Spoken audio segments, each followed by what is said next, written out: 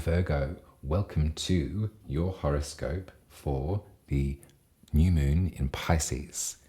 This is happening on the 20th of February at 6 minutes past 6 if you're in the southern hemisphere with me. And this is a nice one. This is potentially one of the most notable magical moments of the year. I don't know if you can feel it, but there's sort of like a rising. There's a feeling of like something, the dam swell is about to break in some way. If we go back to what I've been saying about those outer planets shifting sign, we're standing on that precipice. In February, we are kind of preparing ourselves for what might happen and show up in March as tasters for the years to come. So all that having been said, it's a great moment for you to actually interact with the astrology. The moon loves it in Pisces. They're so happy there. And they've got a lot to teach us about our Piscean attributes, about our empathy, about our sense of love and compassion. Also about some of the ways in which we delude ourselves, or we sort of can disappoint ourselves because of our expectations, or because of the expectations that we might have of other people in their behavior. I say all of this because Pisces rules your 7th house, which is where we come into relationship with the other. If you're a Virgo rising, Virgo is the 1st, Pisces is the 7th.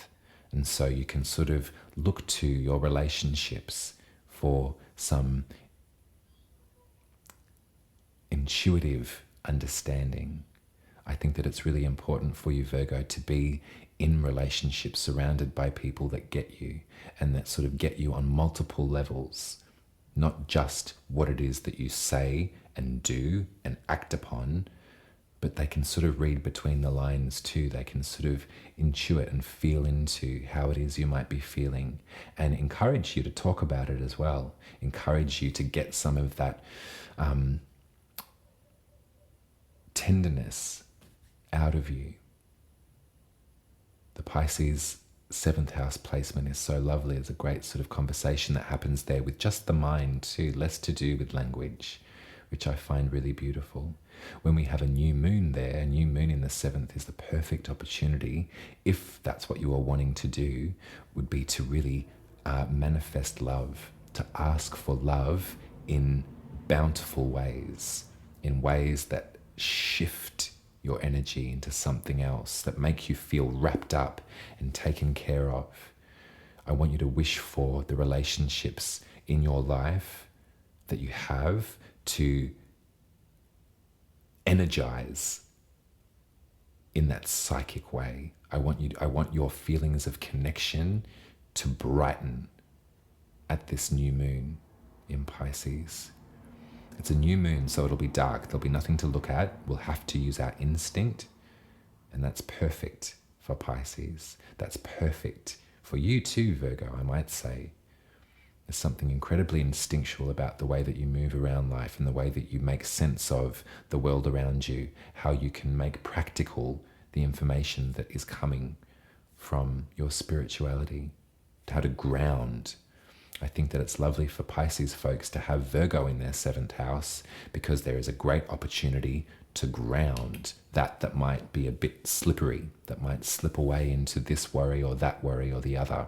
So at this new moon too, it might be also a great time for you to congratulate yourself on how wonderful you are in relationships, and how your caring shows up in complementary ways to your Piscean counterparts.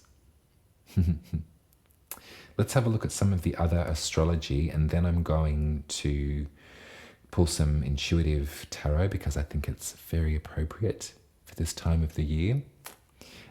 But there's sort of not a great deal of stress going on here. I might be bold enough to say that. I will say that if you're not in a relationship, or if you're kind of like when it comes to your relationships, there may have been a bit of a stupefying moment for you. And this is happening around the 16th of February. So I'm not sure if I'll publish these in time. It doesn't matter.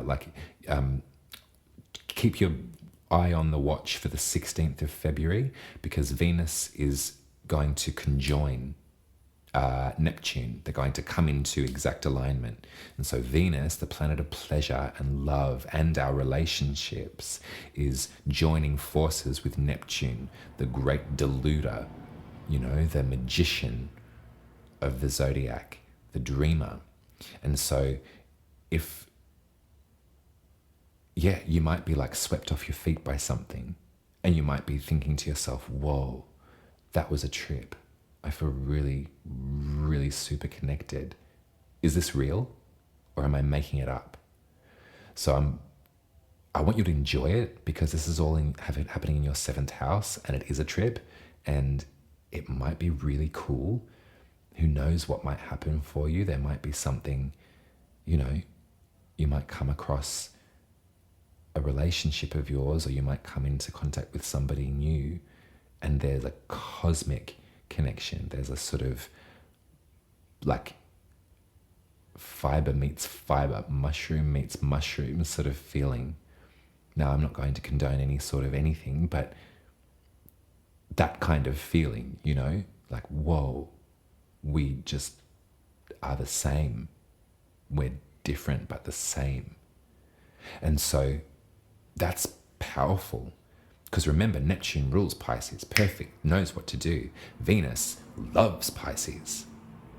Venus is like a heavenly home in the Venus wears a mermaid costume in Pisces. There's a lot of beautiful, beautiful, beautiful energy in here right now. So at this new moon, a couple of days after this conjunction, we might be feeling like, whoa, who was that? And it could be someone it could be the person you're in relationship with. It could be like, whoa, babe,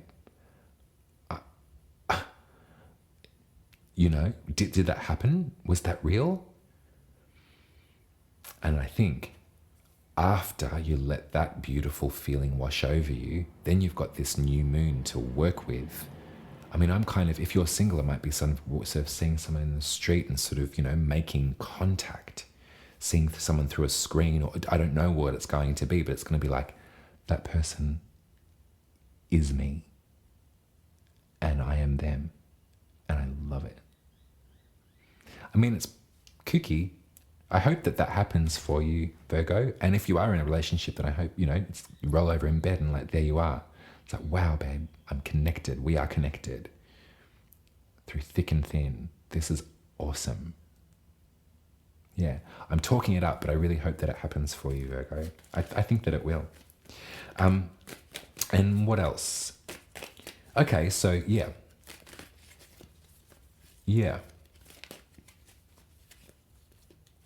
Yeah, look, I'm not even going to mention, I think let's really zone in on your 7th house, shall we, Virgo? Let's really focus in on that part. Let's close the blinds on other things that may be taking your attention at present. Let's put a shutter on this, that, the other. And even if it's just for that weekend, the 20th of February, the 19th of February, if you're up north, use this night and actually, and like beautiful, like make, what's that Roisin Murphy song? If we're in love, we should make love. I don't have to say anything else, but that's what you can do. Okay, let's get these cards. Ooh, I got the Hierophant. Great.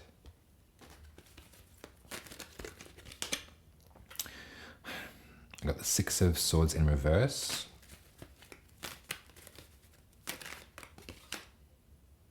And the 8 of Swords in reverse. Okay, remember, swords are our thoughts, yeah? Swords can be the truth. They can also not be the truth. They can be what we think is the truth. And they can roll over and roll over and roll over until anxiety occurs and until we can't do anything but be trapped by our thoughts. The more swords there are, the more difficult mental clarity is to achieve.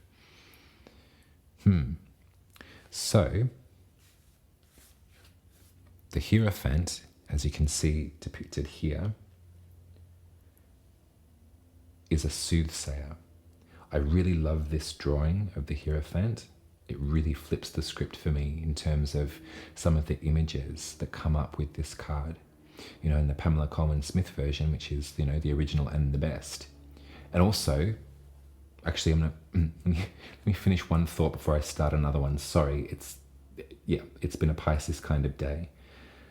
The Hierophant in the Pamela Coleman Smith tarot is a pope. There's sort of this like figure in red with a pointy hat and jewelry, and it's quite holy and looks like it smells like frankincense. Like it's really, you know, sort of traditional spiritual worship at the feet of someone who is you know, educated and learned, and there's a real feeling of hierarchy is what I'm getting at. And I think if you've had any kind of relationship with organized religion, you know, haven't we all, it can be a bit repellent when that card comes out. It can be like, oh, God, ugh, authority, ugh, thou shalt not, ooh, no thank you. In this deck, which is the Modern Witch deck drawn by Lisa Sterl, just put a really beautiful spin on the principles of this card. I trust this individual. I trust this tattooed babe in the red with the flower crown, looking like Lana Del Rey, who is sort of seeing but not seeing, and is like divining the truth.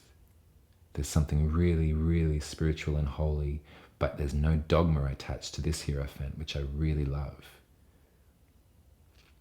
And so what I was going to say before is that if you do have a Pamela Coleman Smith deck and the Hierophant comes out, you can think about this. And I also want you to think about the idea that Pamela Coleman Smith was a queer black woman living in the 1800s as an artist. She was full bohemian, had multiple girlfriends, and drew the tarot that most of us read and use.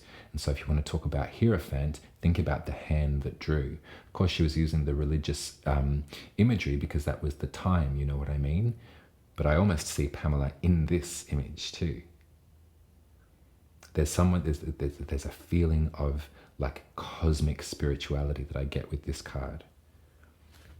And the swords, as I was talking about before, are both in reverse. I got the 6 of Swords in reverse and the 8 of Swords in reverse.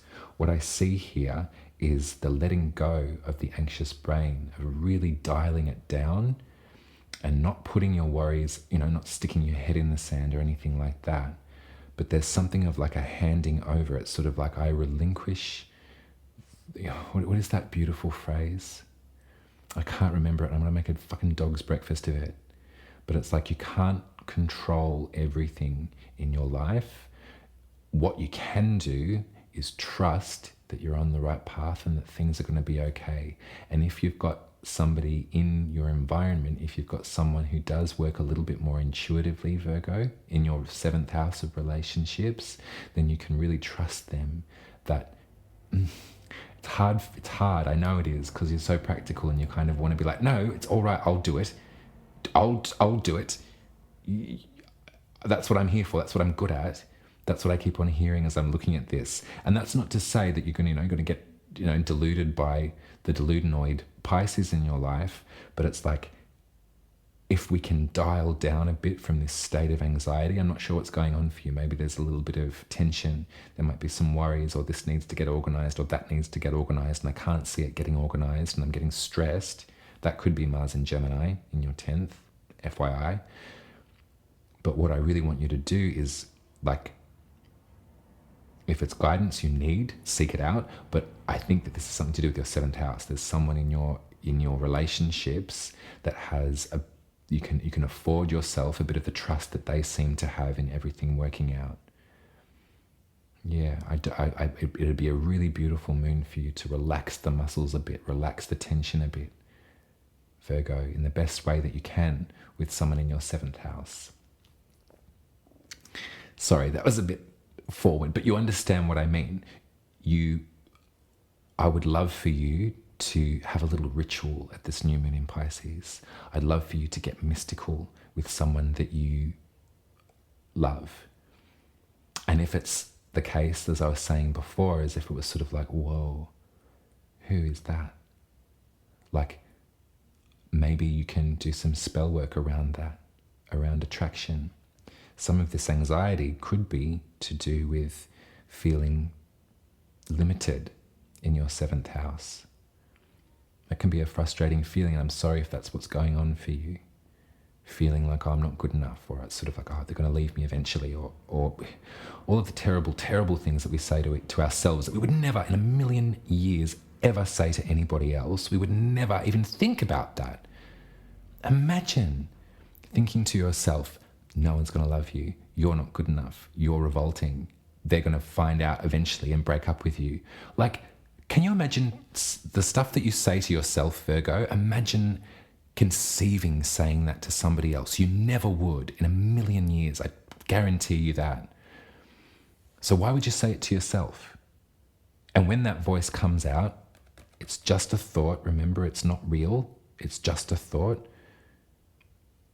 Allow some of the magical parts to pull rank and be like, no, you're not allowed. How dare you speak to my friend like that? I'm not sure if that was important, but yeah.